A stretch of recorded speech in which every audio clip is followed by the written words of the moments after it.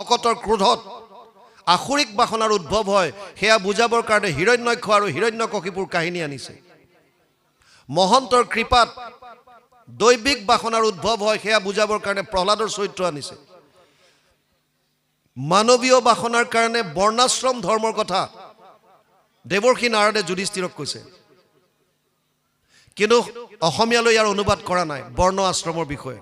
বৰ্ণ চাৰিটা: ব্ৰাহ্মণ, ক্ষত্ৰিয়, বিষাম, শূদ্ৰানাম চ পৰম তপ কৰ্মাণি প্ৰবিভক্তানি স্বভাৱ প্ৰভাৱেৰ গুণেই। অষ্টাদশ অধ্যায় 41 নম্বৰ শ্লোক গীতা। ব্ৰাহ্মণ, ক্ষত্ৰিয়, বৈশ্য আৰু শূদ্ৰ চাৰিটা জাতি কৰ্মৰ ওপৰত ভিত্তি কৰি সৃষ্টি কৰিছিল। চতুৰ্বৰ্ণ ময়া সৃষ্ট গুণ কৰ্ম বিভাগ আছে। ভগৱান কৃষ্ণই অৰ্জুনক কৈছে, চাৰিটা বৰ্ণ মই সৃষ্টি কৰিছিলোঁ গুণ আৰু কৰ্মৰ ওপৰত ভিত্তি কৰি। পাছলৈ এয়া জন্মগত হৈ গ'ল।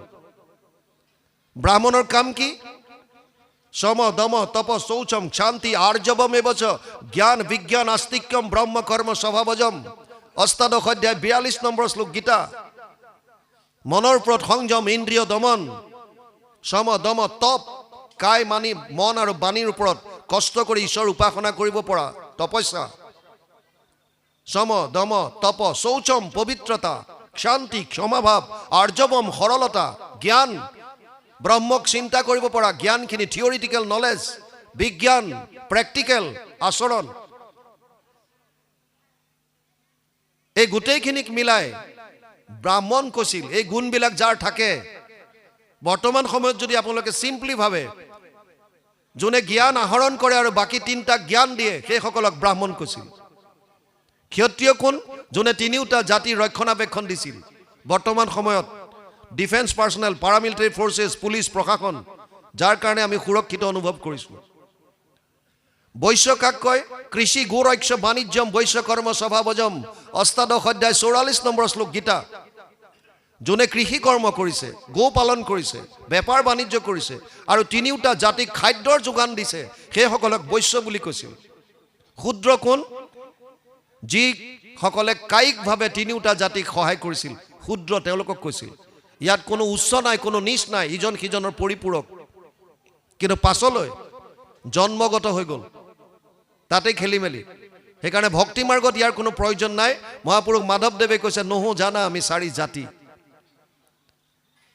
আশ্ৰম চাৰিটা: জন্মৰ পৰা 25 বছৰ বয়সলৈকে ব্ৰহ্মচৰ্য ব্ৰত ধাৰণ কৰি শিক্ষা আহৰণ কৰা, ব্ৰহ্মজ্ঞান লাভ কৰা। 25 বছৰ হোৱাৰ লগে লগে তেওঁক গাৰ্হস্থ্য ধৰ্মত প্ৰৱেশ কৰিব দিয়ে। বিয়া বাৰু পাত, সংসাৰ সৃষ্টি, সন্তান তই বৃদ্ধি কৰ। কিন্তু 25 বছৰ মাত্ৰ গাৰ্হস্থ্য ধৰ্মত। 25 মানে 50 বছৰ বয়স হোৱাৰ লগে লগে ঘৰ ত্যাগ কৰিব লাগিব, বনলৈ গমন কৰিব, বৰ্ণাশ্ৰম, তাত যাব আকৌ বানপ্ৰস্থ। গিৰিয়েক ঘৈণীয়েক দুইজন বনত থাকিব, ঈশ্বৰ চিন্তা কৰি থাকিব। আনাদাৰ 25 ইয়াৰ্ছ, 25 বছৰ। 75 বছৰ হোৱাৰ লগে লগেই নিজে নিজে ইণ্ডিভিজুৱেল ঈশ্বৰক উপাসনা কৰিব।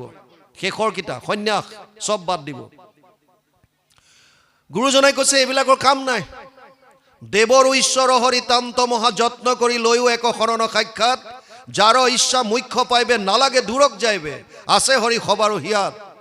ভগৱান আছে ইয়াত, ক'ত বাহিৰত বিচাৰিব লাগে, কোনো গুৰুত্ব নাই, এইবিলাকৰ কাম নাই। সেইকাৰণে যিজন ঈশ্বৰক লাগে, একত শৰণ লোৱা আৰু ইয়াত বিচাৰা, ইয়াত পাবা ঈশ্বৰক। সেইকাৰণে গুৰুজন মহাপুৰুষ মাধৱদেৱে লিখিলে, নহো জানা আমি চাৰি জাতি, চাৰিও আশ্ৰমী নোহোৱাতি। সেইকাৰণে সপ্তম স্কন্ধত ইয়াৰ অনুবাদ কৰা নাই, থোৰতে লিখি থৈছে খালি বছ। অষ্টম স্কন্ধ লক্ষণ হৈছে মনন্তৰ। 14 জন মনু আৰু মনু পুত্ৰসকলৰ বিষয়ে যদি জানিব বিচাৰে, তেতিয়াহ'লে অষ্টম স্কন্ধ অধ্যয়ন কৰিব লাগিব। নৱম স্কন্ধ ঈশানু, ঈশ্বৰৰ অনুৰাগী। ঈশ শব্দটোৱে শাসনকৰ্তা বুজায়। ঈশ মানে ঈশ্বৰকো বুজাইছে, ঈশ্বৰ মানে ভগৱানকো। ঈশ শব্দৰ আচলতে অৰ্থ হৈছে শাসনকৰ্তা। ঈশৰ পৰা ঈশ্বৰ হৈছে। নৰৰ ঈশ্বৰ নৰেশ্বৰ, ৰজা। দেৱৰ ঈশ্বৰ দেৱেশ্বৰ, ইন্দ্ৰ। দৈত্যৰ ঈশ্বৰ দৈত্যেশ্বৰ, অসুৰৰ ৰজা। শাসনকৰ্তা, যোনে পালন কৰে, শাসন কৰে। যিহেতুকে ভগৱানে সমস্ত ব্ৰহ্মাণ্ডক শাসন কৰি আছে, গতিকে তেওঁতো ঈশ্বৰ। তেওঁ ঈশ্বৰৰো ঈশ্বৰ, মহেশ্বৰ বুলি কয়। সেইজনৰ অনুৰাগী চন্দ্ৰবংশ, সূৰ্যবংশৰ ৰজা মহাৰাজাসকলৰ বিষয়ে যদি জানিব বিচাৰে, তেতিয়াহ'লে নৱম স্কন্ধ অধ্যয়ন কৰিব লাগিব। দশম স্কন্ধৰ লক্ষণ হৈছে নিৰোধ। নিৰোধ মানে প্ৰলয়ৰ সময়ত সমস্ত জীৱৰাশি প্ৰভু ভগৱন্তৰ উদৰত অৱৰুদ্ধ হৈ থাকে, এই প্ৰচেছটোক নিৰোধ বুলি কৈছে।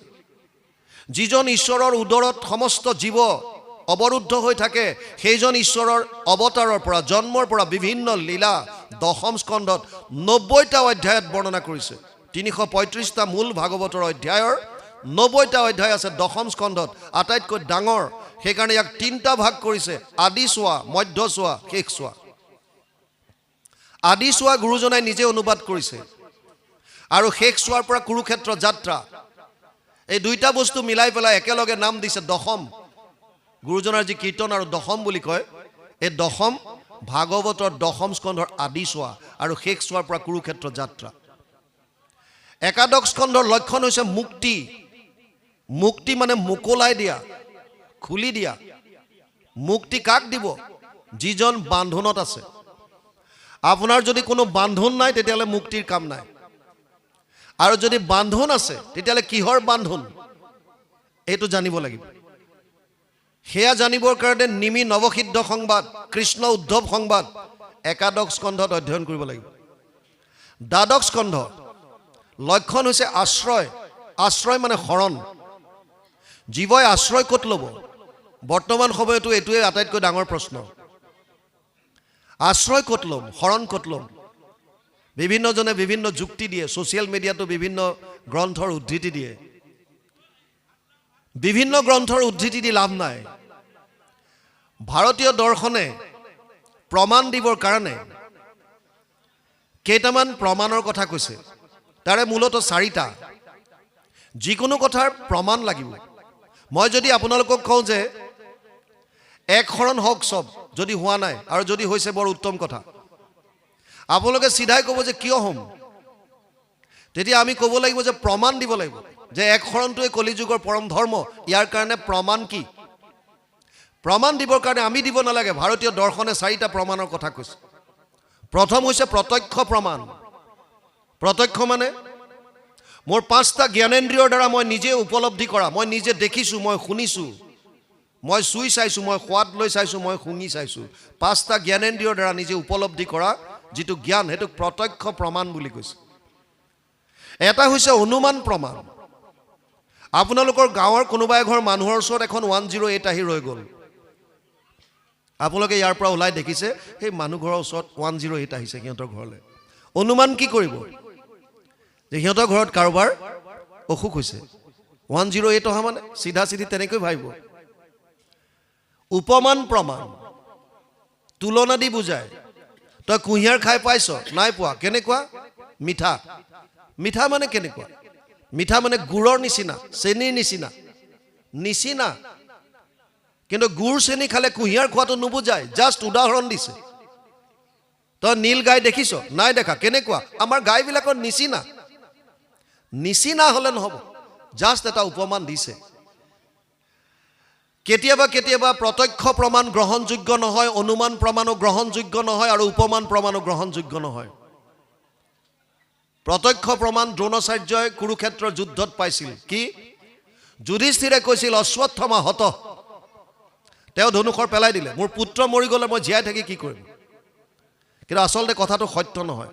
অশ্বত্থমা হত ইতি গজ। এই পিছৰ কণ কওঁতে কৃষ্ণ ইংগিত দি দিলে, চবেই ঢাক ঢোল মৃদংগ শংখ যি আছে বজাই দিলে। পিছৰখিনি দ্ৰোণাচাৰ্য নুশুনিলে। শুনিলে কি? অশ্বত্থমা হত। এইটো শুনিছে। কোৱাজন কোন? ধৰ্মৰাজ, সত্যবাদী, কেতিয়াও মিছা কথা নকয়। গতিকে মানি ল'লে অশ্বত্থমা পুত্ৰ মৃত্যুটো সত্য। ধনুষৰ পেলাই দিলে, জীয়াই থাকি কি কৰিম?